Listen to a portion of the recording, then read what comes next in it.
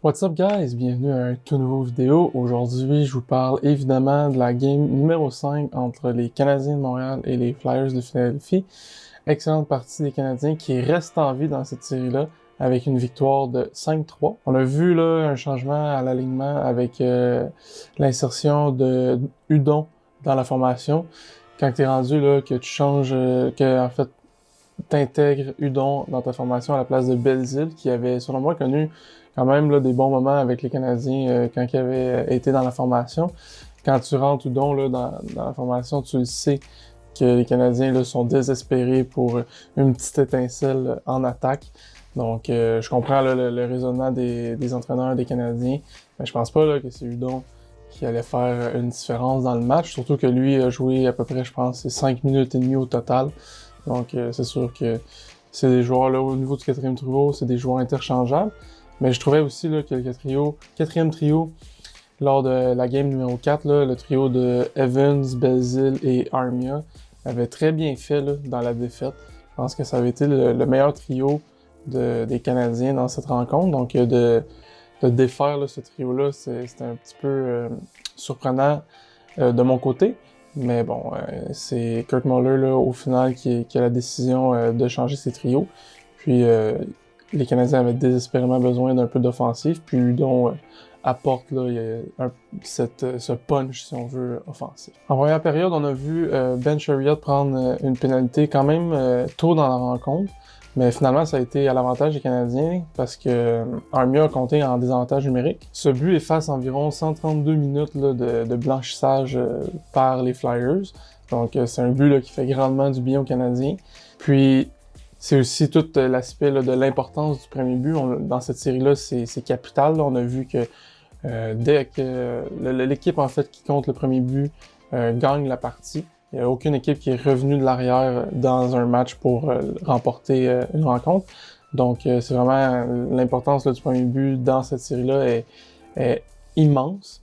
Donc, avec le premier but là, d'Armia pour les Canadiens, on pouvait s'attendre à une victoire des Canadiens, même si je sais très bien que ça fonctionne pas comme ça, mais c'est toujours un meilleur départ de compter le premier but puis d'avoir l'avance que de toujours jouer du hockey de rattrapage. J'ai trouvé là, que la première période s'est bien passée, tant d'un côté comme de l'autre. On a vu un jeu un peu plus ouvert. Les Canadiens patinaient beaucoup plus que la game numéro 4. Donc ça a ouvert un peu plus le jeu, ça a permis d'avoir des chances de marquer de chaque côté. C'était vraiment back and forth la première période là, en termes de chances de marquer.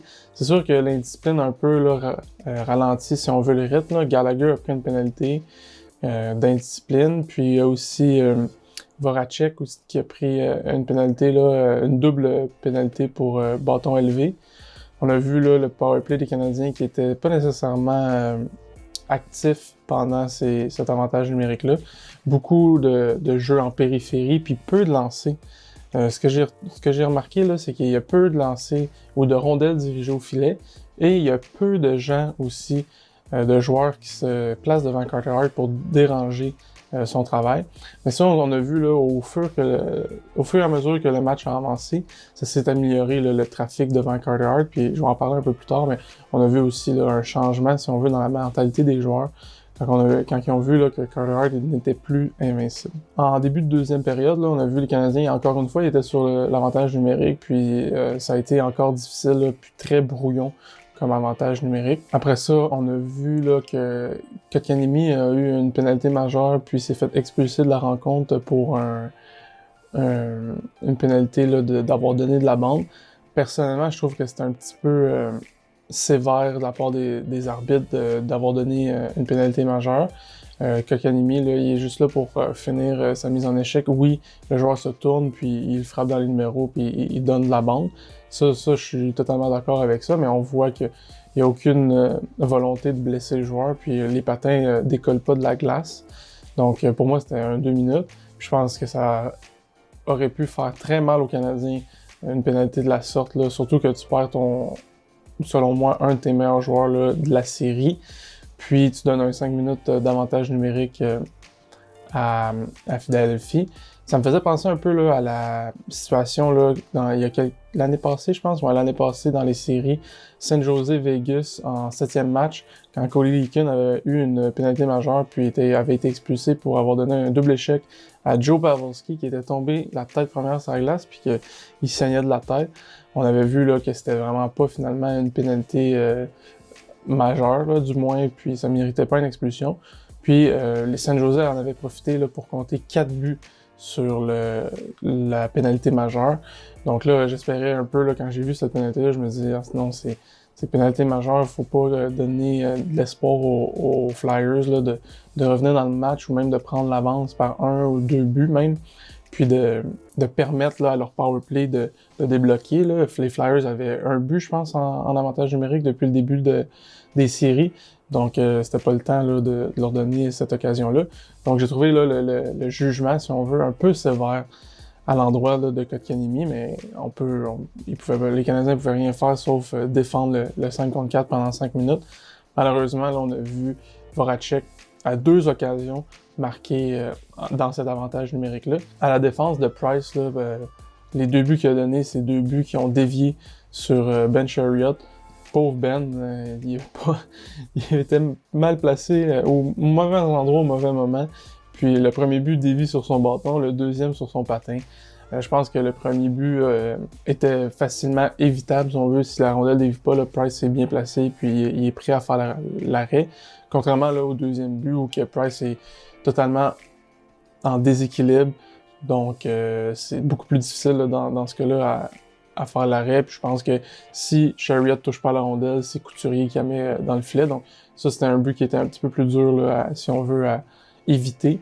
Mais ça reste que c'était 2-1 à ce moment-là pour les Flyers. Après ça, là, on a vu là, Armia qui a surpris Carter Hart avec un bon tir des poignets de la ligne bleue pratiquement, mais ça a touché le poteau. Puis là, quand j'ai vu que ça a touché le poteau, j'étais comme « Oh non, pas encore une de ces games-là que Montréal va avoir des bons tirs au but, mais va frapper le poteau ou le poteau va voler la vedette, si on veut. » Je me rappelle, je pense que c'est Game 3 que Kéké, Kulak, en tout cas cette game-là où il y a eu 4-5 poteaux différents, je me suis dit, bon, ça y est, c'est le cauchemar des poteaux qui recommence. Finalement, quelques minutes après, on a vu Armia se reprendre d'un angle assez fermé, battre là, Hart au-dessus de l'épaule dans le coin du filet supérieur. Donc, ça remettait les pendules à l'heure, puis les Canadiens là, égalisaient la rencontre.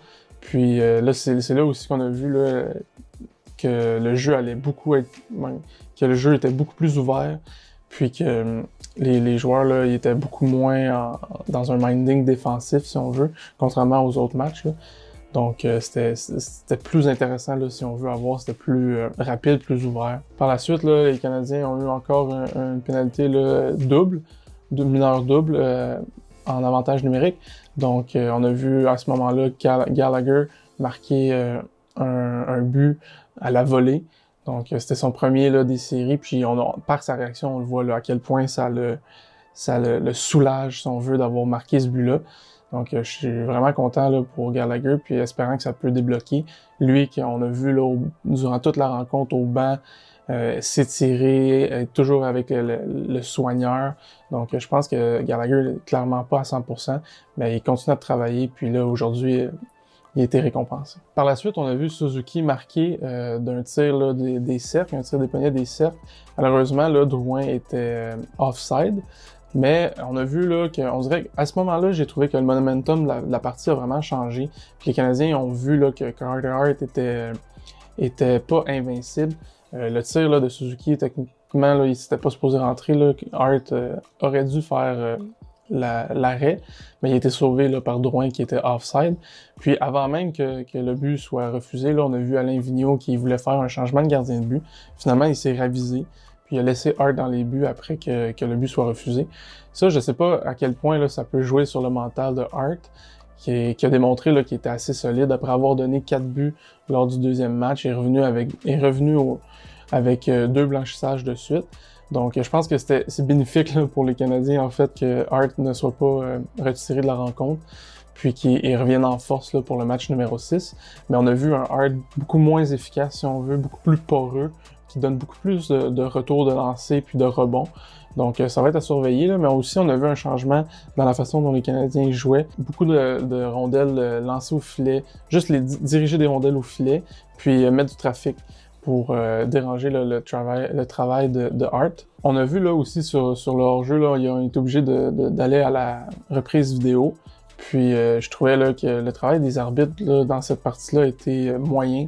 Alors, avec que ce soit la pénalité à Kotkaniemi, le hors-jeu qui était non appelé là, sur le jeu initial, ou même là, en troisième période, on a vu Kevin Hayes en échappé, puis Petrie là, qui l'a fait trébucher, puis l'arbitre a décerné une pénalité de 2 minutes pour avoir fait trébucher au lieu d'un tir de pénalité. Puis moi, personnellement, je pensais que ça allait être un tir de pénalité, puis je préfère, là, en tant que fan des Canadiens, là, je préfère avoir un 1 contre 1 Hayes-Price qu'un avantage numérique, surtout là, que l'avantage numérique des Flyers commençait à prendre du rythme. Puis on a vu là, sur justement cette pénalité-là à Petrie, Farabee marquer un but. Donc pour égaliser là, la rencontre, puis c'était vraiment un moment quand même crucial de la rencontre. Là, il restait à peu près une dizaine de minutes à la troisième période. Puis fait que moi je m'attendais là, à avoir un tir de pénalité. C'est sûr qu'à 1 contre 1 aussi, là, le joueur a quand même un bon avantage sur le gardien de but, mais ça reste que Carey Price est toujours solide dans cette situation-là. Donc, un ou l'autre, là, peut-être que les Flyers auraient compté. Là, Farabee marque un but, le but égalisateur, mais quelques secondes là, après 22 secondes, je pense, pour être précis, là, après le but de Farabee, on a vu un excellent jeu de Drouin là, derrière le filet de Hart pour faire une passe là, du revers à Suzuki qui était tout seul devant le but puis qui a marqué, là, puis ça, là, finalement, il a compté. Puis ça s'avère là, être le but gagnant. Parlant de Drouin, j'ai trouvé là, que c'était une de ses meilleures parties là, de la série. Puis c'était le jour et la nuit entre la partie numéro 4 puis cette partie-là. Je l'ai trouvé là, vraiment amorphe puis peu travaillant dans la partie numéro 4. Mais là, dans la partie numéro 5, on l'a vu vraiment travailler, puis on l'a vu aller chercher des rondelles en fond de territoire, effectuer des bonnes passes, mais puis avoir là un aide sur le but de Suzuki. C'est sûr qu'il a coûté un but aussi à Suzuki là, en étant hors-jeu, mais ça, c'est des choses qui arrivent là, dans le hockey, ça va tellement vite, surtout à ce niveau-là. Donc, faut pas vraiment le blâmer là-dessus. Puis aussi, là, Armia, excellente rencontre, continue sur sa lancée. Lui qui a été un des meilleurs joueurs des Canadiens dans la défaite là, en match numéro 4, a connu une excellente rencontre avec 2 buts. Puis honnêtement, là, il aurait pu sortir avec 3-4 buts facilement. Là. Il a pogné un poteau. Puis il a manqué là, une chance en or là, quand Drouin a redirigé la rondelle devant le but de Hart, je pense, en deuxième période. Donc c'était vraiment là, une question de timing puis de malchance, si on veut, là, pour Armia de ne pas compléter son tour du chapeau. Ça reste que c'était une excellente rencontre pour lui, puis il est efficace en repli défensif comme il l'est en échec avant. Donc félicitations là, à Armia là, pour avoir été là, cette étincelle-là, si on veut, des Canadiens, là, qui, surtout en marquant le premier but, là, c'est majeur comme but, puis comme momentum, puis de donner du rythme à l'équipe. Au niveau des gardiens de but, là, c'est un peu comme la partie numéro 2. On n'avait pas vu le duel tant attendu, si on veut, entre les deux gardiens de but. Price a été solide. Je pense qu'on peut rien y reprocher sur les 3 buts. Contrairement là, à Hart, on a vu là, qu'il y avait un peu de difficulté. Mais je pense qu'il faut faire vraiment attention avec ça. Hart, c'est un bon gardien, un excellent gardien de but. Puis il va revenir là, très fort lors du match numéro 6. Pour le match numéro 6, là, les Canadiens ça va être encore plus important que les Canadiens évitent le banc des pénalités. Là, si les Flyers de Philadelphie ont réussi à trouver leur rythme en powerplay là, avec 3 buts en 7 occasions lors du match numéro 5, je m'attends là, à une performance similaire au match numéro 6. C'est une équipe là, qui est capable de conserver son rythme. Donc, éviter le banc des pénalités, ça va être crucial pour les Canadiens, encore une fois. Puis, on a vu là, Voracek qui a mis fin à sa disette de but. Donc, ça aussi, là, ça pourrait être dangereux pour les Canadiens, là, un joueur comme Voracek qui peut reprendre confiance. Donc, on se revoit vendredi là, pour la prochaine rencontre des Canadiens. Encore une fois, les Canadiens vont faire face à l'élimination. Bon, il va falloir qu'ils jouent une excellente game pour forcer là, la tenue d'une Game 7. Mais j'ai confiance là, qu'avec les performances de Price, puis si les Canadiens réussissent à à imposer leur jeu, puis à patiner, puis créer de la vitesse, puis à être rapide en transition en zone neutre, que les Canadiens ont une bonne chance d'égaliser la série, puis d'amener ça en Game 7. D'ici là, je vous souhaite bon hockey. Ciao, ciao!